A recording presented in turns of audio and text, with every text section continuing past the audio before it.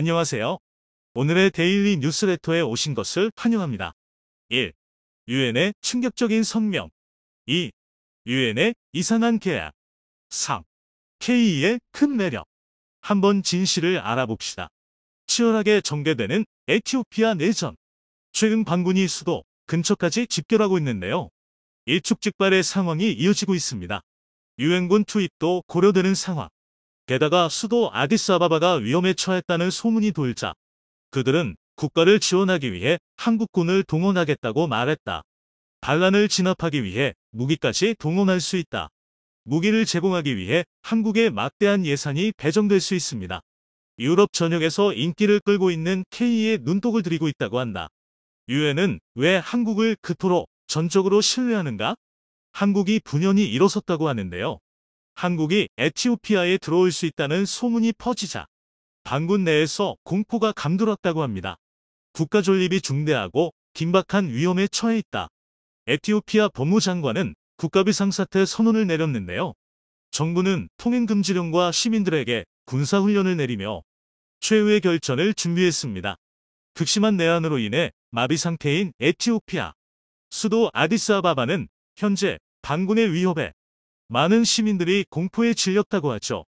이 와중에 아비 아모드 에티오피아 총리는 시민들이 전쟁에 참여해야 한다고 말하며 반군에게 맞서 싸울 것을 강조했죠. 티그라이 인민해방 전선 TPLF는 현재 아비 총리에 대한 반감을 드러내며 수도를 함락하고 소수민족에게 해방을 가져다 줄 것을 선언한 상태입니다. 이미 핵심 도시 인데시와 콤볼차 지역이 이들 손아귀에 넘어갔죠. 에티오피아 정부는 이들 반란군이 민간인을 살해하면서 사회를 불안하게 만들고 있다며 이들의 침략을 막아야 한다고 주장하는데요. 정부 발표에 따르면 반군은 100명 이상의 청년을 직결 처분했습니다. TPLF는 오로모 지역의 반군과 합세해 병력을 늘리고 있으며 조만간 아디스아바바는 화염에 홀싸일 것이라 선언했죠. 이들 내전은 작년에 씻을 수 없는 상처를 남겼습니다. 에티오피아 정부군과 TPLF는 작년 내전을 벌인 끝에 수천 명의 민간인이 죽고 수만 명의 사람들이 피해를 입는 혼란을 겪어야 했습니다. 250만 명에 달하는 에티오피아 원주민들이 이주를 위해 길을 나서야 했죠. 이 모든 내전의 근원은 바로 아비 총리의 연임에서 비롯되었습니다. 의원 내각제를 채택한 에티오피아는 코로나로 인해 총선을 연기했는데요. 연기는 곧 아비 총리의 재임이 늘어나는 것이기에 아비 총리를 싫어했던 티그라이 단체들은 월권 행위라고 비난하며 반대의 목소리를 냈죠. 전쟁이 길어지면서 일반 시민들의 피해가 점점 심해졌는데요. 수도 아디스아바바 근처까지 진군한 반군 세력은 무력 시위를 벌이고 있습니다. 두려움에 떤 시민들은 물론이고 외국인들은 탈출을 감행하고 있습니다. 이웃 국가의 수단으로 빠져나가려는 이들이 잇따르고 있다는데요. 미국 역시 사안의 심각함을 깨닫고 남아있는 미국인과 관계자들을 향해 당장 수도를 빠져나올 것을 명령했다고 합니다. 미 국무부는 필수 인력을 제외한 외교공관 인원들과 가족들을 향해 당장 빠져나오는 것을 권고했는데요. 생필품 부족은 물론이고 통신 두절도 충분히 일어날 수 있다고 판단한 미국은 현재 가지고 있는 먹거리 및 필수품을 챙기라고 경고했지만 이미 많은 이들이 위험을 감지하고 필수품 가격을 높인 상황. 제대로 먹을 것도 구하지 못한 이들이 반군을 피해 달아나고 있죠. 이스라엘 역시 자국 국민 철수를 명령했는데요. 지난 11월 3일 이스라엘 외무부는 여행경보를 발효하고 필수적이지 않는 방문을 삼가할 것을 자국은 물론이고 전 세계에 있는 이스라엘 국민들에게 주지시킨 상태입니다. 한국도 현재 출국 권고 상태인 3단계로 격상하면서 에티오피아 내전의 심각성을 깨닫고 외교 직원들은 물론 교민과 가족들까지도 당장 대피할 것을 명령했죠. 현재 에티오피아 머무는 교민은 270명으로 알려졌는데요. 사재기로 인해 현재 20kg에 7-8만원 하는 쌀이 20-30만원을 주고도 구할 수 없는 난장판이 상태입니다. 한편 아디스아바에 있는 친정부 성향의 국민들도 한자리에 모여 반군의 침략에 적극적으로 저항하겠다는 의지를 보였습니다. 그러나 현재 파죽지세로 밀고 들어오는 반군의 기세를 막기에는 역부족인 상황인데다가 내부 여론까지도 총리에게 불리하게 돌아가 다가오는 전쟁에서 살아남으려는 이들은 빠르게 도망치고 있죠. 유엔은 다가오는 비극을 막기 위해 에티오피아의 휴전을 요청했죠. 안보리 15개국은 공동성명을 통해 군사적 충돌의 유감을 드러냈습니다. 공동성명을 발표한 제럴딘 먼 네이슨 주 유엔 아일랜드 대사는 6개월간의 침묵을 깨고 에티오피아에 통일된 목소리를 전달한다고 의지를 드러냈죠. 격화되는 상황을 본 유엔은 평화유지군 투입까지도 고려하는 상황. 군대를 투입해 평화를 강제해야 할 필요성을 느낀 유엔은 평화유지군을 위해 각국의 협조를 구하고 있는 상태라고 하는데요. 가장 먼저 이 소식에 반응한 것은 한국이라고 합니다. 수도 아디스아바바 근처에 한국마을에 살고 있는 이들 때문이라고 하는데요. 인연이 없는 나라의 젊은 시절 자신의 피를 흘렸던 참전용사들이 반군 침략 때문에 다칠 수도 있다는 소식에 한국이 분연히 일어선 곳입니다. 북한군의 남침으로 시작된 6.25 전쟁은 한반도에 씻을 수 없는 상처를 남겼습니다. 파죽지세로 밀고 들어오는 북한군을 막기에 국군은 역부족이었죠. 이를 지원하기 위해 유엔은 신속하게 유엔군을 투입했습니다. 전투병을 보낸 국가는 모두 16개 국가. 16개 국가들 중 에티오피아 소속 부대가 한국을 지원하기 위해 날아왔죠. 이때 당시만 해도 한국과는 아무런 인연이 없는 에티오피아가 선뜻 지원을 온 것인데요. 이길 때까지 싸워라. 그렇지 않으면 죽을 때까지 싸워라. 에티오피아를 지배하던 하일레 셀라시의 황제의 강한 의지가 있었기 때문에 가능한 일이었다고 하는데요. 황제는 파견가는 부대에게 강인한 투지를 불어넣었습니다.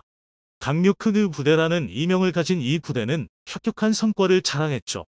거짓말 같은 253전, 253승. 한국전쟁에서 에티오피아 강류부대는 기적과도 같은 전과를 거두었습니다. 그것도 험지에서 강류부대는 다른 부대들을 압도하는 모습을 보였죠. 이름 그대로 초전막 살강류를 해낸 부대였습니다. 셀라시의 황제가 강류부대 출정을 명령한 것은 자신도 나라를 빼앗겼다가 우방의 도움으로 나라를 되찾았기 때문이죠. 1935년 이탈리아 침공 당시 에티오피아는 험없이 침략을 당해야 했습니다. 황제는 도망쳤고 수많은 희생 끝에 1941년 영국군의 도움으로 나라를 되찾습니다. 연인원 3,518명이 참전해 124명이 전사하고 536명이 부상당했으나 포로는 단 한 명도 없었던 기록을 보인 그들은 황제의 명령을 충실히 이행했고 순수하게 인도주의 차원에서 도움을 주었습니다. 그들은 전쟁이 끝난 이후에도 1956년까지 한국에 머물렀습니다. 전후 복구를 도와주었는데요. 부대원은 경기도 동두천에 보아원이라는 고아원을 세우고 전쟁 고아들을 돌보며 한국에 대한 의리를 끝까지 지켰습니다. 전쟁이 끝나고 이들 부대는 에티오피아 본국으로 돌아갔지만 셀라시의 황제가 사망하고 극심한 내전으로 인해 나라는 혼란 그 자체였습니다. 경제정책 실패로 인해 나라는 가난했고 참전 용사들은 전쟁 영웅임에도 불구하고 제대로 된 대접을 받지 못했습니다. 한국은 그 은혜를 잊지 않고 강류 부대원들을 수소문하기 시작했죠. 코이카를 필두로 수많은 기업과 민간 단체에서 돈을 모금해 가난하게 살고 있는 이들 참전 용사들에게 지원을 아끼지 않았습니다. 참전 용사들을 위해 한국 마을을 지으며 제대로 된 보훈을 했는데요. 에티오피아 수도 아디스아바바 근처 코리아 사파르라는 마을에서 이들은 여생을 보낼 수 있게 되었습니다. 한국이 이들의 정착을 위해 물심양면 도움을 주었죠. 그런데 반군들이 아디스아바바로 진군을 명령하면서 강류 부대원들이 살고 있는 코리아 사파르까지 영향을 미친 것입니다. 한국을 위해 고생한 이들에게 또 한 번 큰 위기가 닥친 것입니다. 하지만 한국은 은혜를 잊지 않기에 이들을 보호하기 위해 힘을 쓴 것입니다. 1993년부터 한국은 유엔 평화유지군에 군대를 파견하면서 국제 분쟁에서 분담금을 지불하고 일정 인원을 국제 무대에 보내면서 경험을 쌓아왔습니다. 아프리카에 여러 번 평화유지군으로 참전했기에 한국군의 위명은 아프리카 내에서도 유명한데요. 에티오피아도 예외는 아닙니다. 한국군은 아프리카에서도 인정받는 강력한 군대로 널리 알려졌죠. 유엔군 구성에서 한국군이 포함된다는 소문이 돌자 에티오피아 반군들은 두려움에 휩싸였다고 하죠. 잘 훈련된 대한민국 군대가 투입된다면 반군의 위협은 두려워할 것이 아닌 상황. 아직 유엔군 투입이 어떻게 진행될지에 대해 구체적으로 결정된 바는 없으나 강요 부대는 자신들을 잊지 않고 보호해준다는 소식에 기쁨의 눈물을 흘렸다고 합니다. 오직 평화를 위해 참전했던 에티오피아인들의 헌신을 한국이 다시 되갚는 상황. 날로 위험 수위가 높아지는 에티오피아 사태가 원만히 해결되길 바라며 얼마 전 충격적인 소식이 또 전해졌습니다. 바로 폴란드에 이어 루마니아에 K2 전차가 팔릴지 모른다는 분석이 나왔기 때문인데요. 지난 8월 8일과 9일에 걸쳐 우리 국회의장이 루마니아 방산 관계자, 고위 정치민을 만나 방산 수출에 대해 논의한 것으로 알려졌는데요. 이로 인해 어느 정도 물밑 협상이 이뤄졌을 게 분명하다는 분석입니다. 이를 뒷받침해주는 근거는 또 있습니다. 루마니아의 안보 상황 역시 최근 20조 원 규모의 한국산 무기 도입을 결정한 폴란드만큼이나 위태롭기 때문입니다. 뿐만 아니라 K2 전차 공장 건설 이야기가 나왔던 이집트에서도 K2 도입에 대한 논의가 활발히 진행되고 있습니다. 또 다른 자료도 있습니다. 지난 8월 11일에는 노르웨이 국방장관이 K2 전차는 우수한 전차라며 노르웨이가 도입할 100대의 차기 전차를 한국의 K2로 선정할 수 있음을 암시했습니다. 만약 정말 계약이 성사된다면 한국이 전차 강국 독일을 수출 물량으로 꺾게 되는데요. 지금까지 언급된 모든 국가의 수출될 물량과 한국에서 추가 양산될 K2 전차를 합치면 K2 전차의 총 생산량은 최대 무려 2,000대까지 불어납니다. 세계 방산무기 제조 강국민 독일을 꺾는다는 것은 그 의미가 그만큼 남다른데요. 70년 전 한국 전쟁에서 단 한 대의 전차가 없어 북한에 멸망할 뻔했던 대한민국이 세계 최고의 전차를 생산하고 수출하는 국가가 된다는 것입니다. 하지만 한국이 아직도 갈 길이 멀다는 비판도 있습니다. K2에 적용된 여러 체계가 객관적으로 봐도 세계 최고 수준인 것은 사실이지만 완벽하다고 하기에는 부족한 점이 많다는 것입니다. 이는 사실 맞는 이야기입니다. 겨우 국산화에 성공한 엔진의 성능은 독일에 비하면 부족한 점이 한둘이 아니고 국산 변속기 역시 1에서 3차 양산분에 사용된 독일제 변속기에 비하면 신뢰성이 떨어지는 게 사실입니다. 또 개발 과정에서 여러 차례 방산 비리 논란이 터지는 등 논란거리도 한둘이 아닙니다. 하지만 그런데도 국산 전차 엔진과 변속기 개발은 대한민국에게는 정말 굉장한 성과입니다. 실제로 러시아, 중국이나 북유럽 국가들은 우리보다 훨씬 오래전부터 전차를 만들었음에도 전차에 쓸 1500마력 엔진을 제대로 양산하지 못하고 있습니다. 심지어 한때 우리가 절대 따라잡을 수 있으리라 생각하지 못했던 일본도 이 분야에서만큼은 한국만 못하게 됐습니다. 그러니까 그만큼 대한민국의 기술력은 충분히 자랑할 만한 성과이며 절대 다른 나라에 무시당할 수준은 아니라는 것이죠. 그리고 이런 성과는 그저 노력한다고 얻을 수 있는 것이 아닙니다.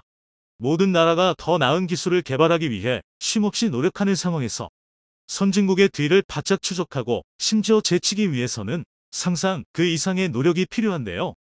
그래서 준비했습니다. 오늘은 K2 전차 수출 대박이라는 신호 뒤에 감춰져 일반인들에게는 알려지지 않았던 K2 전차의 숨겨진 비화에 대해 알려드리겠습니다. 요새 K2 전차가 갑자기 날개 돋친 듯이 팔리고 있습니다. 세계 각국에서 K2 전차를 팔아달라고 러브콜을 보내고 있는데요. 그런데 너무 놀라운 소식이다 보니 아직 우리 국민들은 어안이 벙벙하다는 반응이 많습니다. 우리 전차가 뭐가 얼마나 좋길래 독일을 바로 옆에 둔 폴란드나 미제 M1 전차를 1,000대나 가진 이집트가 K2 전차를 사냐는 것이죠. 심지어 이는 군대에 관심이 많던 이들도 마찬가지입니다. 오히려 군사 분야에 관심이 없던 이들보다 더 깜짝 놀랐는데요. 밀리터리 매니아들에게 K2 흑표는 방산비리, 논란 덩어리 그 자체였기 때문입니다. 물론 처음부터 그랬던 것은 아닙니다. K2 전차가 최초로 공개됐을 당시만 하더라도 국내의 반응은 굉장히 뜨거웠습니다. 세계 최대의 전차 생산국 러시아로부터 전수된 첨단 능동방어 체계, 우리 힘으로 개발한 복합장갑 합계량형, 유기압식 현수장치 ISU를 이용한 포각 조정, 첨단 센서와 네트워크 장비 등 당대 최고의 전차라 하기에 부족함이 없었기 때문입니다. 하지만 이 환호는 얼마 지나지 않아 비난과 조롱으로 바뀌었습니다. 그 이유는 완벽해 보였던 K2의 여러 결함이 드러났기 때문입니다. 예를 들어 능동방호 체계는 알고 보니 주변 인명을 살상할 수 있는 매우 위험한 반쪽짜리 방호 체계였고, 전차의 핵심인 파워팩 개발이 지연되면서 전력화가 끝도 없이 지연됐습니다. 이 중에서 파워팩 문제가 가장 심각했는데요. 파워팩은 엔진과 변속기를 하나로 합친 전차의 심장입니다. 두 부품을 합친 이유는 간단합니다. 한 번에 교체하기 위해서인데요. 당연한 말이지만 전차가 엔진이나 변속기가 고장나면 당면이 움직이지 못합니다. 그런데 일반인들이 생각하는 것과 달리 육중한 전차의 엔진과 변속기는 정밀 부품으로 의외로 쉽게 고장이 나기 일쑤입니다. 심지어 수리도 어렵습니다. 구조가 너무 정밀해서 후방에서 분해해야 겨우 수리가 가능한 경우가 아주 많은데요. 이는 전장에서 수십 톤의 무게를 급작스럽게 기동하기 때문에 구동계통에 상당한 스트레스가 쌓이기 때문입니다. 그래서 파워팩이 등장하기 전까지는 전장에서 전차가 고장나면 전차를 버려야 하는 일이 비일비재했습니다. 하지만 파워팩이 등장하자 상황이 달라졌습니다. 현장에서 수리가 어려운 엔진과 변속기를 일체화시켜 신속하게 교체할 수 있는 파워팩 덕에 엔진이든 변속기든 파워팩이 망가지면 바로 교체하는 게 가능해져 전차의 비전투 손실이 급감한 것입니다. 그래서 처음 파워팩의 국산화가 추진됐을 때 우리 국민들의 기대가 멈청났습니다. 한국이 드디어 전차를 완전히 국산화할 정도로 발전했다는 자부심에 많은 이들이 흑표 파워팩 개발을 환영했습니다. 그러나 파워팩을 만드는 것은 상당히 어려운 일이었습니다. 파워팩을 만들기 위해서는 전차에 들어갈 만큼 작고 강한 데다 튼튼하기까지 한 엔진과 변속기를 제조할 능력이 필요한데요. 그런데 이런 기술은 가진 나라가 아주 적습니다.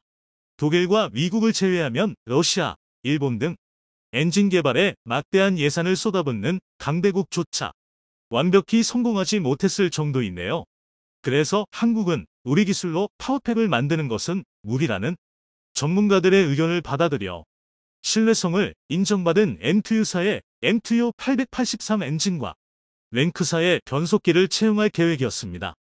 그런데 계속된 성공에 고무된 일부 국방 관계자들이 파워팩 국산화를 주장했습니다. 지금 개발하지 않는다면 적차를 메울 수 없을 것이라는 게 이들의 입장이었는데요. 이에 대응해 국산화 반대론자들은 아직 우리 기술이 성숙하지 않았으니 차근차근 단계를 밟아야 한다고 주장했습니다. 그 근거로 일본을 예시로 들었는데요. 일본은 우리보다 훨씬 먼저 파워팩 국산화를 추진했습니다. 일본은 무려 1990년대에 K 전차가 사용하는 MTU-883 엔진과 동일한 1500마력 출력을 낼 수 있는 미쓰비시 10ZG32WT 엔진과 MT-1506단 변속기로 구성된 90식 전차를 개발했습니다. 1989년 최종 테스트를 마무리 지은 후 1990년 30대가 양산됐는데요. 이에 반해 한국의 수준은 처참했습니다. 1991년 대한민국에서는 대우자동차가 일본 스즈키에서 들여온 FAC 엔진으로 티코를 출시했습니다. FAC의 최고 출력은 41마력이었습니다. 그나마 현대가 1991년 5월 자연 흡기 92마력, 터보차저 129마력 및 최초의 국산 엔진 알파 엔진을 제작했으나 1500마력 엔진에는 비할 바가 아니었습니다. 이런 적차를 불과 20년 만에 따라잡는 것은 누가 보아도 힘들어 보였습니다. 하지만 그런데도 전차 엔진의 국산화는 강행됐습니다. 전차, 장갑차, 자주포 등 국산 무기의 핵심 부품인 파워팩을 만들 수 없다면 수출은커녕 전시에 필요한 부품을 수급하는 것조차 쉽지 않을 것이라는 의견에 힘이 실리면서 국산화가 결정된 것입니다. 하지만 세계 그 누구도 한국이 일본을 이길 수 있으리라 생각하지 않았습니다. 그런데 놀랍게도 결과는 한국의 대역전이었습니다. 일례로 한국이 K2 흑표용으로 개발한 DV27K 엔진은 4행정 디젤 엔진입니다. 4행정 디젤 엔진은 엔진 효율이 우수해 적은 연료로도 높은 출력을 낼 수 있습니다. 다만 구조가 복잡하고 배기량이 크지 않아 출력을 내기가 어려웠는데요. 한마디로 일단 만들면 성능은 좋지만 고출력으로 제작하는 게 아주 어렵다는 것입니다. 반면 일본의 90식 전차의 1500마력 엔진은 2행정 디젤 엔진입니다. 이 엔진은 구조가 단순해 출력을 올리기 쉽고 구조가 단순한 만큼 엔진 무게가 가벼워 개발이 쉽습니다. 하지만 효율이 높지 않고 연료 소모가 아주 큽니다. 이 때문에 90식 전차의 연비는 무려 킬로미터당 3리터입니다. 그러니까 1리터로 330m 정도를 갈 수 있다는 것인데요. 이에 비해 한국의 DV27K 엔진은 4행정 구조 덕에 1리터로 훨씬 많은 거리를 이동할 수 있습니다. 또 4행정 구조에 더해 연비에 좋은 롱스트로크 방식을 채택했습니다. 그런데 문제가 있습니다. 이는 어디까지나 일본과의 비교라는 것입니다. 일본 역시 전차 개발에서는 후발주자이며 우리 엔진의 경쟁 상대가 K 1차 양산분에 들어간 독일제 전차라는 것을 고려하면 아직 국산 엔진은 갈 길이 멀었습니다. 이는 개발사만 봐도 알 수 있는데요. 2005년 4월 파워팩 국산화가 결정됐고 본격적인 개발이 추진됐습니다. 하지만 막상 개발이 시작되자 문제가 생겼습니다. 냉각팬 속도 제어, 가속 등에서 기준치에 미달하는 일이 발생했으며 이를 개선하기 위해 여러 차례 개량이 이뤄졌으나 번번이 실패했습니다. 이 때문에 K2 전차의 양산 수량이 크게 줄었는데요. 심지어 같은 해 엔진 제작사인 두산이 K2 개발 자금을 횡령했다는 소식이 전해졌습니다. 그런데 여기서 우리 국민들을 더욱 경악하게 만든 건 당시 개발 당사자는 어차피 실패할 사업이라 생각하고 전차 개발 자금을 빼돌려 중장 비용 엔진을 개발했다는 것입니다. 이 소식에 온 대한민국이 발칵 뒤집혔습니다. 그런데 사고는 이게 끝이 아니었습니다. 2012년 평가시험에서는 엔진 실린더가 깨졌고 가속에서도 문제가 발생했습니다. 결국 국내에서 K2 엔진은 방산 비리 엔진, 결함품이라는 이미지가 굽어졌습니다. 심지어 K2 행산론자들조차 독일산 엔진 사용을 주장했습니다. 아무리 따져봐도 독일산 엔진이 나아 보였기 때문입니다. 하지만 그런데도 우리 연구진은 포기하지 않았습니다. 이런 상황은 과거에도 비슷한 경험이 있었기 때문이네요. 과거 1980년대 두산인프라의 전신이던 대우중공업은 대형차용 280마력 엔진인 D848M을 독일 맨사로부터 사들여 제작했습니다. 주로 버스에 쓰였지만 동시에 대한민국 첫 국산 장갑차 K200에도 탑재됐습니다. 그런데 성능이 너무 엉망이었습니다. 국산 장갑차를 탄 장병들의 혹평도 이어졌는데요. 그러나 개발진은 이런 혹평에도 굴하지 않고 개발 의지를 꺾지 않았습니다. 그 결과 마침내 개량형인 350마력 D848T 엔진을 개발하는 데 성공해 이를 K200 장갑차의 개량형민 K200A1에 실었습니다.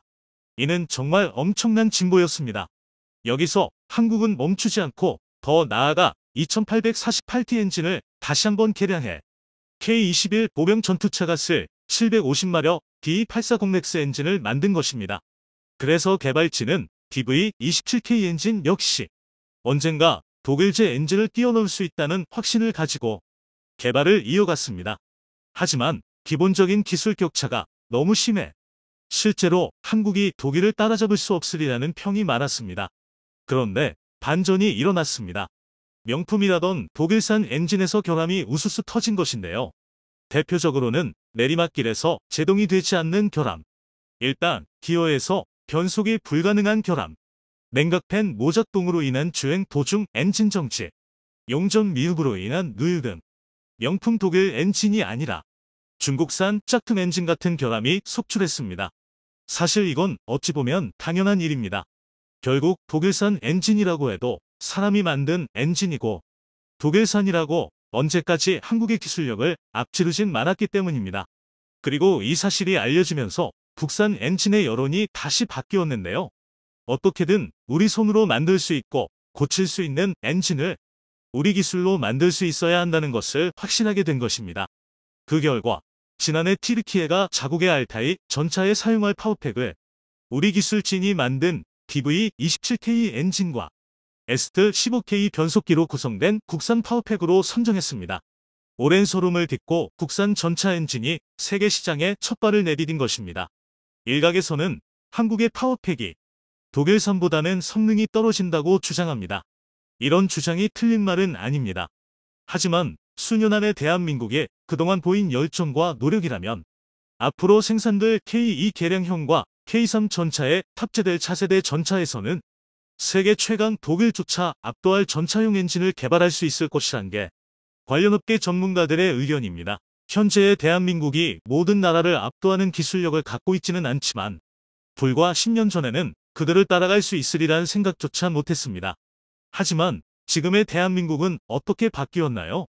그들보다 약간 뒤처졌을 뿐 그들을 영원히 따라잡지 못할 거라는 생각은 지금은 하지 않게 됐습니다. 그만큼 현재의 대한민국은 발전했습니다. 영상이 도움이 되셨다면 구독과 좋아요 부탁드리며 오늘도 감사합니다. 최고로 멋진 하루 보내시길 바랄게요.